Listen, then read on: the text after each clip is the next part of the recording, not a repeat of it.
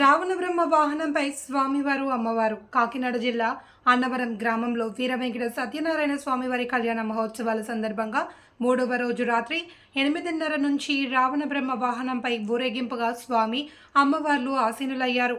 తదుపరి కొండ దిగువ తొలి ప్రాంజనాల వద్ద నుంచి ఈ యొక్క కార్యక్రమం కొనసాగించుకుని పురవీధుల్లో స్వామి అమ్మవార్లు ఊరేగింపుగా బయలుదేరారు. ఈ ఊరేగింపులో పులి వేషాలు, శివుడు, ఆంజనేయ స్వామి, ఇతర వేషాలు, పాడేరు వారి కొమ్ము వాయిద్యాలు, అనేక రకాల వేషాలు, సాంస్కృతిక కార్యక్రమాలు.